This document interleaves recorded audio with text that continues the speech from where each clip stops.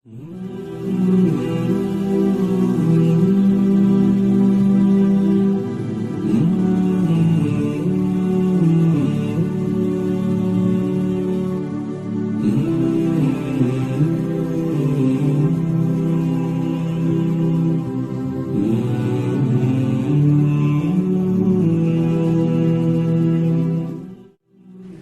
terjadi Bapak Ibu sekalian, ada seorang kisah nyata di Saudi, seorang pramugari yang saya tahu pramugari dari penerbangan kita, yang kisahnya sempat dibahas oleh para ulama di Saudi. Itu setelah dia tiba di Jeddah sakit keras dan sempat koma selama sebulan. Waktu dia koma selama sebulan, suster-suster yang ada di situ semua memberikan kesaksian kalau orang ini sering berteriak-teriak, tapi dalam kondisi koma, nggak sadar, sering teriak-teriak. Sebulan tepatnya dari kejadian tersebut, maka pramugari ini terbangun. Waktu dia terbangun, maka dia menceritakan ternyata selama sebulan itu dia mimpi masuk ke neraka, ya. Dan dia mimpi rambutnya digantung, badannya disiksa, dan dia rasakan itu siksaannya. Dia betul-betul merasakan sakitnya, siksaannya, jeritannya, dia semua rasakan. Dan dia lihat neraka, orang-orang disiksa selama sebulan. Semenjak itu, waktu dia sadar, dia bertobat kepada Allah Subhanahu Wa Taala dan meneruskan sisa hidupnya dengan ketaatan kepada Allah.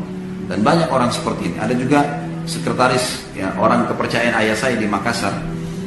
Dulunya saya tahu waktu saya masih kecil, saya masih SD, orang ini perbuatannya masih banyak perbuatan kefasikan, gitu kan.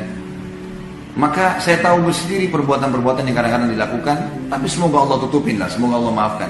Subhanallah, beberapa tahun setelah itu saya lihat, saya pas kuliah di Madinah, saya pulang liburan, terus saya lihat orang ini kok berubah, gitu. Azan ke masjid, gitu kan. Karena kebetulan waktu itu ada pabrik seng yang dimiliki oleh ayah saya, orang ini kerja di situ, gitu. Maka saya tanya, kenapa kok Om, saya panggil Om itu, kenapa kok bisa berubah seperti ini? Dia bilang, saya mimpi Khalid, saya masuk ke neraka. Dan ini sebuah nikmat yang Allah kasih sebenarnya buat dia, ya. Dan lihat neraka, dan saya lihat orang disiksa, orang dipukul, orang dicincang, orang macam-macam. Dan tangan saya ini dibelenggu dengan rantai, dipegang oleh satu orang yang saya tidak bisa lihat wajahnya. Kemudian saya diperlihatkan lah, seakan-akan saya sedang digiring ke satu tempat siksaan yang akan saya disiksa. Terus kemudian saya dalam sementara jalan, terus saya memohon, apa saya masih bisa kembali ke dunia, saya mau perbaiki hidup saya. Orang itu tidak jawab, sampai dikelilingi semua tempat-tempat siksaan ini, dan saya lihat sendiri orang teriak, orang kesakitan, orang ini. Sampai akhirnya dia mengatakan, masih ada sisa umur yang tersisa buat kamu, kalau kamu mau tobat masih bisa.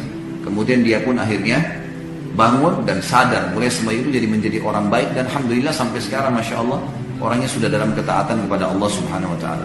Tentu tidak semua orang Allah karunia seperti ini, ya. Tetapi kita ambil pelajaran, manusia yang jeli adalah manusia yang mengambil pelajaran dari orang lain. Cukup.